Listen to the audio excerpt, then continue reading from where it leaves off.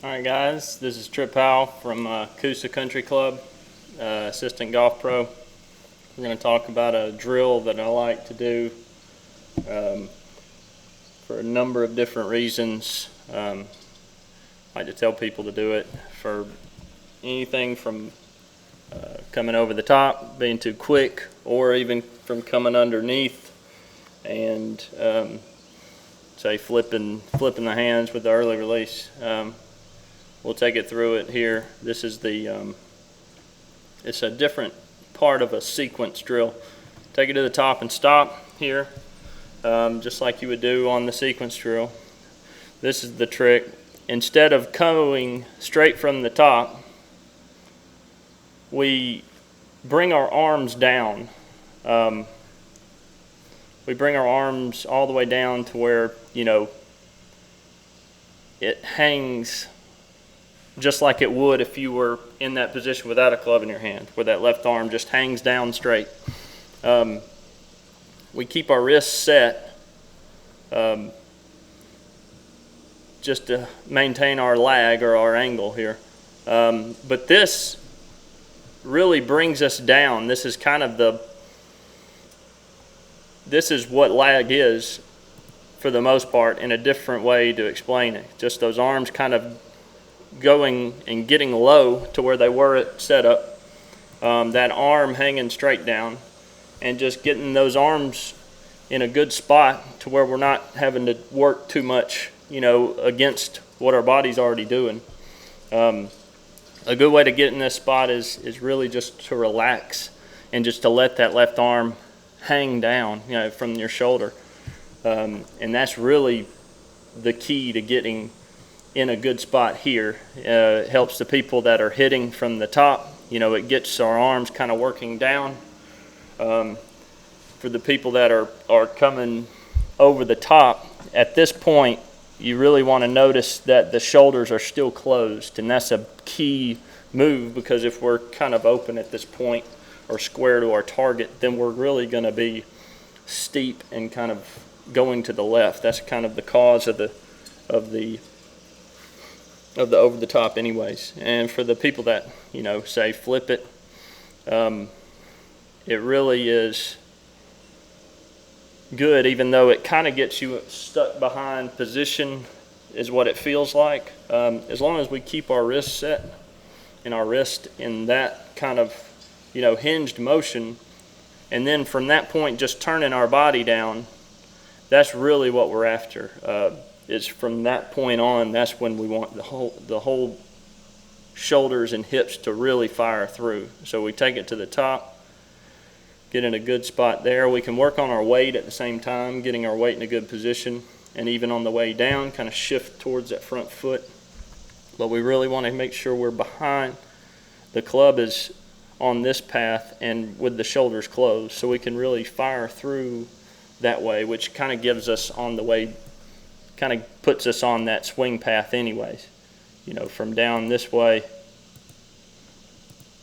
if we're in here and we just rotate down and turn, we're going to be there, and then continuing down, we're going to be on our target line there. And we should have a full release of the body, the hips, and then the club face working around that way.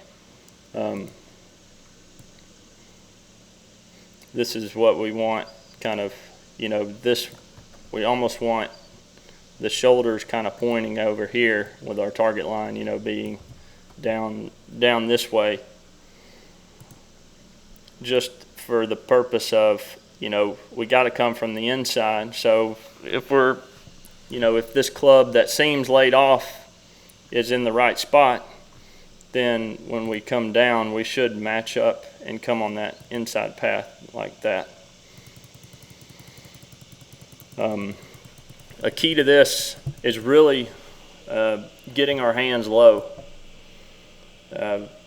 Most people think lag, really trying to throw that butt of the club at it, and that kind of disconnects our left arm a little bit from our body, and it kind of works separately. But that's what we're going to use to square the club face up. That armpit here and having that arm hang down is really going to get us, to where we whip through that way to square our club face rather than throw our hands at it. So that's why it helps the flippers and the big hookers. Here's it from the side view here. Just getting down there, getting our weight right on our foot, on our lead leg, and then we can just kind of turn into it without much hit. And it should put you in a good spot, keeping our hands in front of our chest. And it should put you in a really good spot, and our body keeps moving on through. I like it because it helps me from getting from not getting as quick from the top, kind of gets my hands low. And if I'm gonna hook the ball a whole bunch, then my hands are probably higher than I want them. So at impact, that is. So when we get that arm, hanging down like it normally would this way, that puts our hands in a good spot, a really good spot.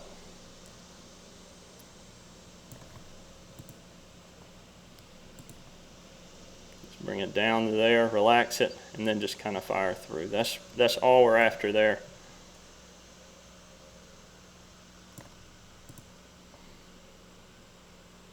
Get it down, and then just fire through this way.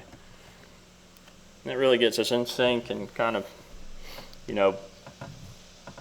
out of really trying to hit from the top, and gets us going down our target line there, and we can fire through.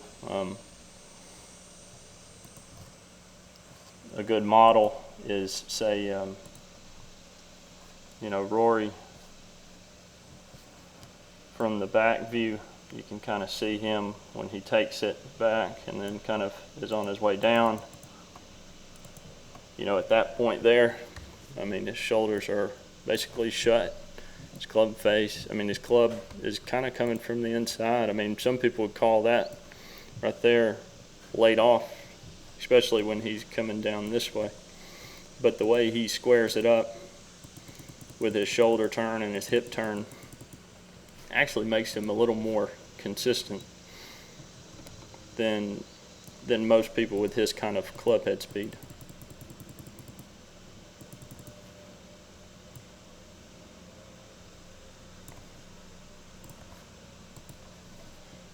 But that's about it. Just getting our body working together rather than separately is really the key there. And this is a drill that really seems to help out. Hope this helped y'all, and call me for lessons.